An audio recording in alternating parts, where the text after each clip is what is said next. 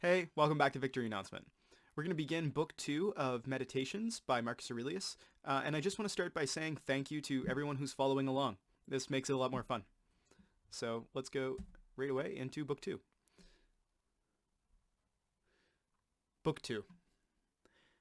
Begin the morning by saying to thyself, I shall meet with the busybody, the ungrateful, arrogant, deceitful, envious, unsocial.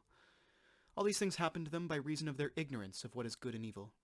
But I, who have seen the nature of the good, that it is beautiful, and of the bad, that it is ugly, and the nature of him who does wrong, that it is akin to me, not only of the same blood or seed, but that it participates in the same intelligence, in the same portion of the divinity. I can neither be injured by any of them, for no one can fix on me what is ugly, nor can I be angry with my kinsman, nor hate him. For we are made for cooperation, like feet, like hands, like eyelids, like the rows of the upper and lower teeth. To act against one another, then, is contrary to nature, and it is acting against one another to be vexed and to turn away. Whatever this is that I am, it is a little flesh and breath, and the ruling part. Throw away thy books, no longer distract thyself, it is not allowed. But, as if thou wast now dying, despise the flesh. It is blood and bones, and a network, a contexture of nerves, veins, arteries. See the breath also, what kind of a thing it is, air, and not always the same, but every moment sent out and again sucked in. The third, then, is the ruling part. Consider thus. Thou art an old man. No longer let this be a slave. No longer be pulled by the strings like a puppet to unsocial movements. No longer either be dissatisfied with thy present lot, or shrink from the future. All that is from the gods is full of providence. That which is from fortune is not separated from nature, or without an interweaving and involution with the things which are ordered by providence. From thence all things flow. And there is, besides, necessity, and that which is for the advantage of the whole universe, of which thou art a part. But that it is good for every part of nature, which the nature of the whole brings, and what serves to maintain this nature. Now the universe is preserved, as by the changes of the elements, so by the changes of things compounded of the elements. Let these principles be enough for thee. Let them always be fixed opinions. But cast away the thirst after books, that thou mayst not die murmuring, but cheerfully, truly, and from thy heart, thankful to the gods. Remember how long thou hast been putting off these things, and how often thou hast received an opportunity from the gods, and yet dost not use it. Thou must now at last perceive of what universe thou art a part, and of what administrator of the universe thy existence is an efflux, and that a limit of time is fixed for thee, which if thou dost not use it for clearing away the clouds from thy mind, it will go, and thou wilt go, and it will never return.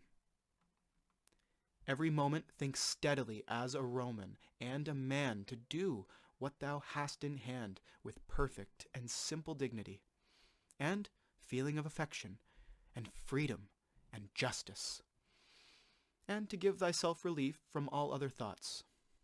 And thou wilt give thyself relief, if thou doest every act of thy life as if it were thy last, laying aside all carelessness and passionate aversion from the commands of reason, and all hypocrisy, and self-love, and discontent with the portion which has been given to thee. Thou seest how few the things are, the which, if a man lays hold of, he is able to live a life which flows in quiet, and is like the existence of the gods. For the gods on their part will require nothing more from him who observes these things. Do wrong to thyself, my soul, but thou wilt no longer have the opportunity of honoring thyself.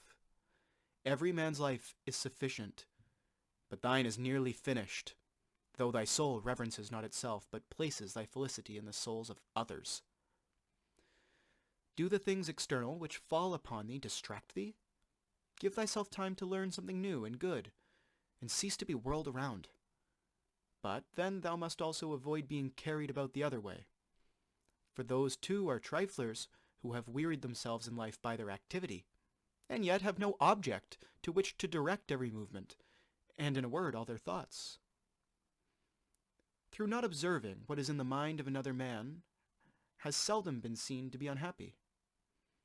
But those who do not observe the movements of their own minds must of necessity be unhappy. This thou must always bear in mind. What is the nature of the whole? And what is my nature? And how is this related to that? And what kind of a part it is of what kind of a whole? And that there is no one who hinders thee from always doing and saying the things which are according to the nature of which thou art a part. Theophrastus, in his comparison of bad acts, such a comparison as one would make in accordance with the common notions of mankind, says, like a true philosopher, that the offenses which are committed through desire are more blamable than those which are committed through anger. For he who is excited by anger seems to turn away from reason with a certain pain and unconscious contraction. But he who offends through desire, being overpowered by pleasure, seems to be in a manner more intemperate and more womanish in his offenses. Rightly then, and in a way worthy of philosophy, he said that the offense which is committed with pleasure is more blamable than that which is committed with pain. And on the whole, the one is more like a person who has been first wronged, and through pain is compelled to be angry. But the other is moved by his own impulse to do wrong, being carried toward something by desire. Since it is possible that thou mayst depart from this life this very moment, regulate every act and thought accordingly. But to go away from among men, if there are gods, is not a thing to be afraid of, for the gods will not involve thee in evil. But if indeed they do not exist, or if they have no concern about human affairs, what is it to me to live in a universe devoid of gods or devoid of providence? But in truth they do exist, and they do care for human things, and they have put all the means in man's power to enable him not to fall into real evils. And as to the rest, if there was anything evil, they would have provided for this also, that it should be altogether in a man's power not to fall into it. Now, that which does not make a man worse, how can it make a man's life worse? But neither through ignorance, nor having the knowledge, but not the power to guard against or correct these things, is it possible that the nature of the universe has overlooked them, nor is it possible that it has made so great a mistake, either through want of power or want of skill, that good and evil should happen indiscriminately to the good and the bad. But death, certainly, and life, honor and dishonor, pain and pleasure, all these things equally happen to good men and bad, being things which make us neither better nor worse. Therefore, they are neither good nor evil. How quickly all things disappear. In the universe, the bodies themselves, but in time, the remembrance of them. What is the nature of all sensible things, and particularly those which attract with the bait of pleasure, or terrify by pain, or are noised abroad by vapory fame? How worthless, and contemptible, and sordid, and perishable, and dead they are. All this it is the part of the intellectual faculty to observe. To observe, too, who these are whose opinions and voices give reputation. What death is, and the fact that, if a man looks at it in itself, and by the abstractive power of reflection resolves into their parts all the things which present themselves to the imagination in it, he will then consider it to be nothing else than an operation of nature. And if anyone is afraid of an operation of nature, he is a child. This, however, is not only an operation of nature, but it is also a thing which conduces to the purposes of nature.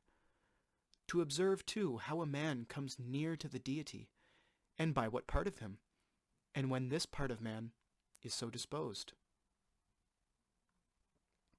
Nothing is more wretched than a man who traverses everything in around, and pries into the things beneath the earth, as the poet says, and seeks by conjecture what is in the minds of his neighbors, without perceiving that it is sufficient to attend to the demon within him and to reverence it sincerely. And reverence of the demon consists in keeping it pure from passion and thoughtlessness, and dissatisfaction with what comes from the gods and men.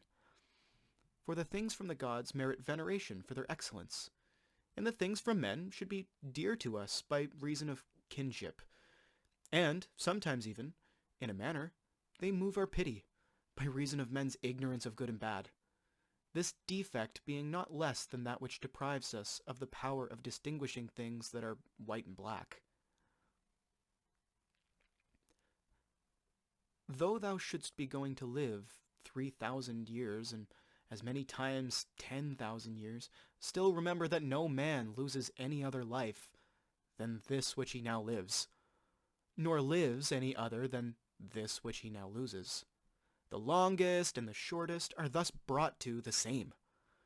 For the present is the same to all, though that which perishes is not the same. And so that which is lost appears to be a mere moment. For a man cannot lose either the past or the future. For what a man has not, how can anyone take this from him? These two things, then, thou must bear in mind. The one, that all things from eternity are like forms, and come round in a circle, and that it makes no difference whether a man shall see the same things during 100 years, or 200, or an infinite time. And the second, that the longest liver, and he who will die the soonest, lose just the same. For the present is the only thing of which a man can be deprived, if it is true that this is the only thing which he has, and that a man cannot lose a thing if he has it not. Remember that all is opinion. For what was said by the cynic Monimus is manifest, and manifest too is the use of what was said, if a man receives what may be got out of it, as far as it is true. The soul of a man does violence to itself, first of all, when it becomes an abscess, and, as it were, a tumor on the universe, so far as it can. For to be vexed at anything which happens is a separation of ourselves from nature, in some part of which the natures of all other things are contained. In the next place, the soul does violence to itself when it turns away from any man, or even moves towards him with the intention of injuring, such as are the souls of those who are angry. In the third place, the soul does violence to itself when it is overpowered by pleasure or by pain. Fourthly, when it plays a part, and does or says anything insincerely and untruly. Fifthly, when it allows any act of its own and any movement to be without an aim, and does anything thoughtlessly and without considering what it is, it being right that even the smallest things be done with reference to an end. And the end of rational animals is to follow the reason and the law of the most ancient city and polity. Of human life, the time is a point, and the substance is in a flux, and the perception dull, and the composition of the whole body subject to putrefaction, and the soul a whirl, and fortune hard to divine, and fame a thing devoid of judgment. And, to say all in a word, everything which belongs to the body is a stream, and what belongs to the soul is a dream and vapor, and life is a warfare and a stranger's sojourn, and after fame is oblivion. What then is that which is able to conduct a man? One thing and only one: philosophy. But this consists in keeping the demon within a man free from violence and unharmed, superior to pains and pleasures, doing nothing without purpose, nor yet falsely and with hypocrisy, not feeling the need of another man's doing, or not doing anything, and besides, accepting all that happens, and all that is allotted, as coming from thence, wherever it is, from whence he himself came. And finally, waiting for death with a cheerful mind, as being nothing else than a dissolution of the elements, of which every living being is compounded. But if there is no harm to the elements themselves, and each continually changing into another, why should a man have any apprehension about the change and dissolution of all the elements? For it is according to nature, and nothing is evil which is according to nature. This incarnantum. That was book 2 of Marcus Aurelius's Meditations. If you liked that and you want to keep following, please consider subscribing to this channel. Thank you so much for watching, and I'll see you in the next one.